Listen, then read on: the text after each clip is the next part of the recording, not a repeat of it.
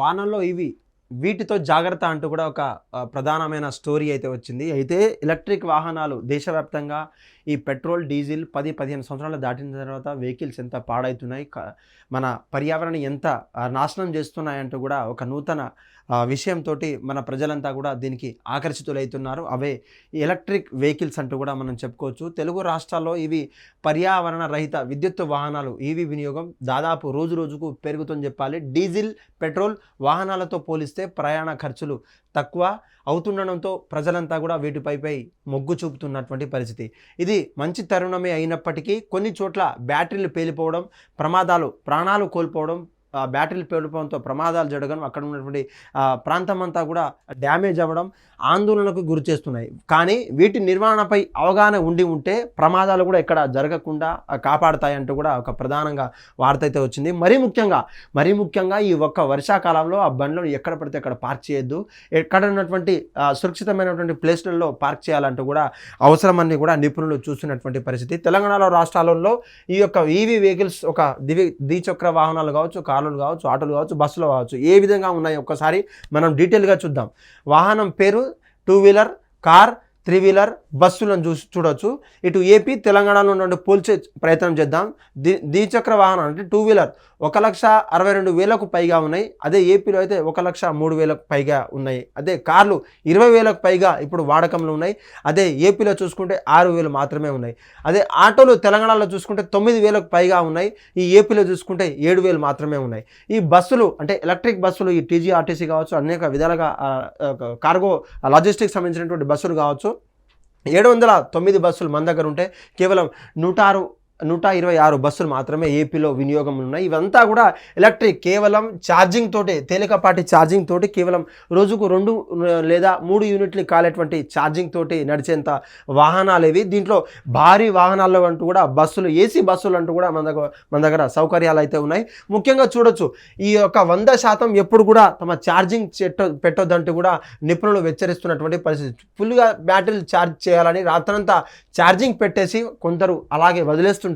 అది కాస్త అత్యంత ప్రమాదకంగా మారుతుంది. అంటే రాత్రంతా కూడా తమ ఛార్జింగ్ పెట్టేసి దాదాపు 8 నుంచి 9 గంటల ఛార్జింగ్ అయితే ఓకే, కానీ రాత్రంతా ఛార్జింగ్ పెట్టడం వల్ల, మర్చిపోవడం వల్ల ఇదంతా బ్యాటరీకు యొక్క డ్రైన్ కెపాసిటీ అనేది తగ్గుతూ ఉండడం వల్ల ఈ యొక్క ప్రమాదాలు అప్రమత్తం అరికట్టే ప్రమాదం మనకు లేకపోవచ్చు అంటూ కూడా చెప్తున్నారు. కేవలం 80 నుంచి దాదాపు 20 నుంచి 80% వరకు లేదా 90% వరకు ఛార్జింగ్ పెడితే మనకంతా మంచిగా జరుగుతుందంటూ కూడా ఈ యొక్క బ్యాటరీ మన్నికను కూడా, బ్యాటరీ లైఫ్ డేస్ని కూడా మనం మార్చేటువంటి చేతిలో మనకు ఉందంటూ కూడా ఒక ప్రధానంగా అయితే చూడొచ్చు.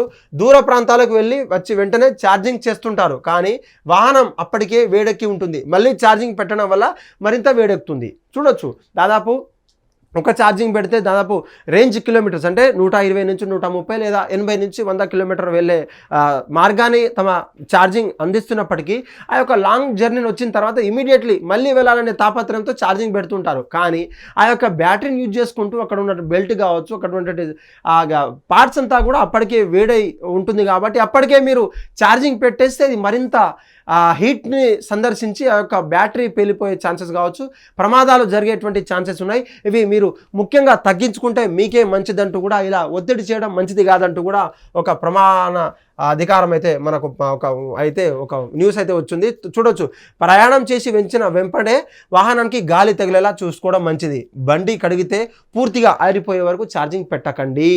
అయితే గాలికి సంబంధించినటువంటి ఆ ప్రాంతంలో ఉన్నటువంటి చక్కటి ప్రదేశాన్ని బట్టి మీరు పార్క్ చేయాలంటూ కూడా, ఒక చక్కటి గాలిని అందించాలి అంటూ కూడా దానిలో స్పేసెస్ ఉంటుంది. కాబట్టి దాంట్లో బ్యాటరీని టైం తీసుకొని మీరు కడగాల్సిందిగా, కడిగిన తర్వాత ఇమ్మీడియట్లీ ఛార్జింగ్ పెట్టకూడదంటూ కూడా నిపుణులు హెచ్చరిస్తున్నారు. ఎందుకంటే ఆ యొక్క షార్ట్ సర్క్యూట్ అయితే, ఆ యొక్క ఎలక్ట్రిసిటీ షార్ట్ సర్క్యూట్ అయితే అది మరింత ప్రమాదాన్ని గురి చేసే అవసరం అయితే ఉంటుందని కూడా చెప్పేశారు. చూడండి, తడిసిన ఛార్జింగ్ పోర్ట్లను, ప్లగ్ల వల్ల విద్యుత్ సరఫరాలో హెచ్చుతగ్గులు ఏర్పడి షార్ట్ సర్క్యూట్ అయ్యే అవకాశం కూడా ఉంటుంది. ఆ యొక్క షార్ట్ సర్క్యూట్ దానికి సపరేట్ బోర్డు ఛార్జింగ్ పెట్టేసి కూడా ఆ యొక్క 21 వాట్స్ 3 యాంపియర్ ఏదో ఒక యాంపియర్తో సపరేట్ ఛార్జింగ్ పెట్టే అవకాశం అయితే మీకు ఉంటుంది. కానీ హెచ్చుతగ్గులు ఎప్పుడైతే అప్స్ అండ్ డౌన్స్, ఆ వోల్ట్స్లలో తేడా వచ్చిన తర్వాత మీరు ఆటోమేటిక్ డయింగ్ సిస్టమ్ని కూడా మీరు వాడాలంటూ కూడా, స్విచ్ బోర్డులను, అధునాతమైన స్విచ్ బోర్డులను కూడా వాడాలంటూ కూడా ఈ యొక్క అక్కడ మనకు నిపుణులు అయితే హెచ్చరించిన పరిస్థితి. అంటే దాదాపు బ్యాటరీలు ఎందుకు పేలుతాయి, ఆ యొక్క పేలడానికి గల కారణాలు ఏంటి కూడా మనం చూద్దాం.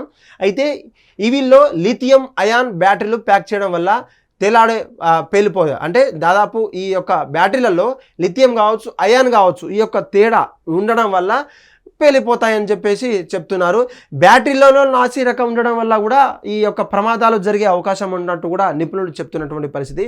వైరింగ్లో తప్పిదాలు, ఫ్యూయల్ లీకేజ్ వల్ల కూడా జరుగుతాయంటూ కూడా సమస్య తలెత్తే సమస్య కూడా ఉంటుంది. దాదాపు ఆ ఎలక్ట్రిక్ వెహికల్ అంతా కూడా ఎక్కడ చూసినా సన్నపాటి ఎలక్ట్రిక్ వెహికల్లో ఉన్నటువంటి వైర్స్ అంతా కూడా దానికి సంబంధించినటువంటి తప్పిదాలు ఒక షార్ట్ సర్క్యూట్ అవ్వడం వల్ల దాదాపు మీరంతా నిరంతరం చెక్ చేస్తూ ఉండడం కూడా మంచిదే అంటూ కూడా చెప్పడం అయితే జరుగుతుంది.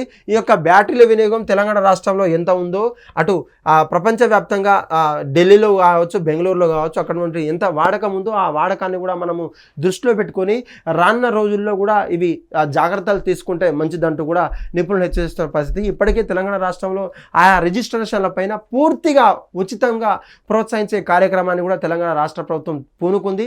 ఆ యొక్క తెలంగాణ రాష్ట్ర ప్రభుత్వాన్ని సమర్థిస్తూ దాదాపు అనేక వెహికల్స్ కూడా రోజువారీ రిజిస్ట్రేషన్ అవుతున్నాయి. ఈ పెట్రోల్ డీజిల్ ఖర్చు కూడా తగ్గించే బాధ్యత అవుతుందని చెప్పేసి కూడా ఈ యొక్క పర్యావరణాన్ని కాపాడే బాధ్యత మాకంటూ ఉంటూ కూడా ఈ యొక్క ఎలక్ట్రిక్ కార్లను కావచ్చు, బైక్లను కావచ్చు, స్కూటర్లను కావచ్చు, ఇటు థర్డ్ పార్టీ వెహికల్లను కావచ్చు, ఇదంతా విధంగా ప్రజలు ఆకర్షిస్తున్నటువంటి పరిస్థితి.